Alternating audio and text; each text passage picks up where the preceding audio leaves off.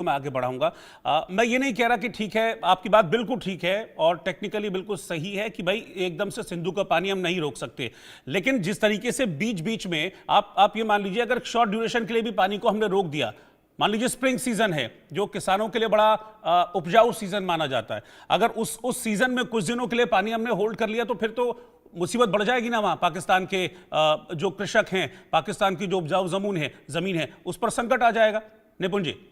हाँ, देखिए रोहित जी, मैं अभी सर जो कह रहे थे मैं उनकी बात को आगे बढ़ाऊंगा। और देखिए, एक सिंपल सी बात देखिएगा, किसान परिवार से जुड़ा हुआ हूं, मैं जानता हूं कि 3 फसलें हमारी एक साल में निकलती हैं और एक बहुत क्रूशियल पीरियड होता है। एक हफ्ते भी अगर खेतों में पानी ना दिया जाए तो पूरी फसल क्या होती है, बर्बाद हो जाती है। और अभी जो भारत ने संधि तोड़ी है, इसके 2 मायने हैं। एक तो मायना ये कि अब हम उनको डेटा शेयर नहीं करेंगे, कब कितना पानी छोड़ेंगे और कब कितना पानी रोकेंगे। यही यही सबसे महत्वपूर्ण है। कभी हम ज्यादा भी छोड़ सकते हैं, कभी हम कम भी कर सकते हैं। इससे पाकिस्तान को अपना पूरा मैनेजमेंट करने में दिक्कत होगी, उसको पानी को मैनेज नहीं कर पाएगा। ज्यादा छोड़ दिया तो कहां पर भेजे, कम छोड़ दिया तो कैसे मैनेज करे। ये सबसे बड़ी मुसीबत, और उसके सीधी मार पड़ेगी किसानों के ऊपर। और अभी केवल केवल बगलियार डैम की बात, अभी तो केसर गंगा की जो हमारा डैम है, हम उसकी भी बात कर रहे हैं कि उसको भी हम लोग इस प्रकार से रोकेंगे पानी को। और देखिए, अभी हम पानी की बात करते हैं कि मुझे याद है अच्छे से, अभी पिछले साल प्रधानमंत्री मोदी जी के द्वारा 4 परियोजनाओं को शुरुआत किया गया था डैम को लेकर ही। और अभी आपने सुना होगा कि हमारी गवर्नमेंट के द्वारा एक नया नोटिफिकेशन जारी किया गया है स्टील इंडस्ट्री के लिए। उनको कहा गया है कि आप अपना प्रोडक्शन बढ़ाएं और जितना आप एक्सपोर्ट करते हैं उसको आप तत्काल रोकें। एक्सपोर्ट को रुकवा दिया गया है और साथ में प्रोडक्शन बढ़ाने के लिए कहा गया है, ताकि हम और ज्यादा डैम बना सके। देखिए, ऑलरेडी भारत के जो डैम की कैपेसिटी, मैं ये नहीं कहूंगा, जो सर बोले बिल्कुल सही बात बोल रहे थे कि हमको कई समय, बहुत बड़ा समय लगेगा, लेकिन तब भी हम एक एक हफ्ते का स्टोरेज बना सकते हैं। ये डैम की इतनी कैपेसिटीज हैं। और दूसरा, हम देखें कि हमारी बहुत सारी रिवर में पानी की कमी है। जैसे हम अब यमुना की बात करते हैं, एक सतलुज यमुना लिंक की हम बात करते हैं, वो बहुत पहले से आपका तैयार है।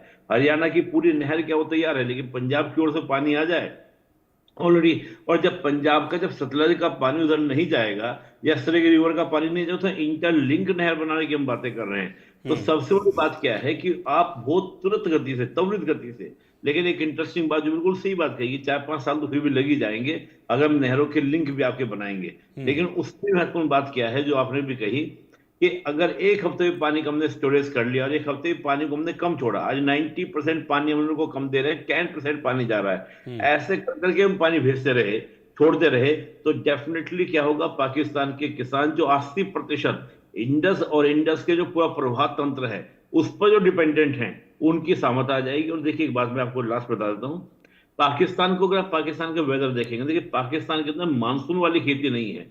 क्यों खेती नहीं है? मानसून आपका बंगाल से शुरू होता है, बे ऑफ बंगाल शुरू होता है, और दिल्ली हरियाणा आते आते वो काफी सिकुड़ जाता है, कम हो जाता है। पाकिस्तान में तो बारिश होती नहीं, इतनी होनी चाहिए। हमारे यहाँ पर बारिश होती है, हमारे यहाँ मानसून खेती भी होती है, उनके यहाँ मानसून खेती नहीं है।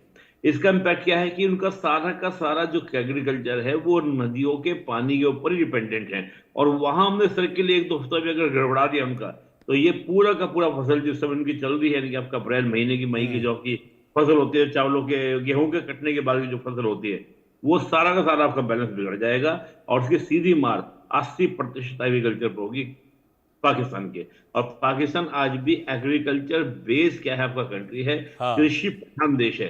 तो ये बहुत बड़ी मार होगी। और वो मुझे लगता है वही जनता जो आज पाकिस्तान से पूछ रही है, पाकिस्तान सरकार से पूछ रही है, वो हाँ। खुद पाकिस्तान की सरकार के अगेंस्ट खड़ी हो जाएगी। ठीक तो है। मैं देख रहा हूँ कि एक बहुत बड़ी एक स्ट्राइक की तरफ से मैं इसको देख रहा हूँ कि एग्रीकल्चर, रिवर, जो सीधा सीधा, देखिए मैं हमेशा बोलता हूँ, इकोनॉमिकल क्राइसिस होगा तो सोशल क्राइसिस होगा, और सोशल क्राइसिस होगा तो पॉलिटिकल क्राइसिस ऑटोमेटिकली क्रिएट होगा।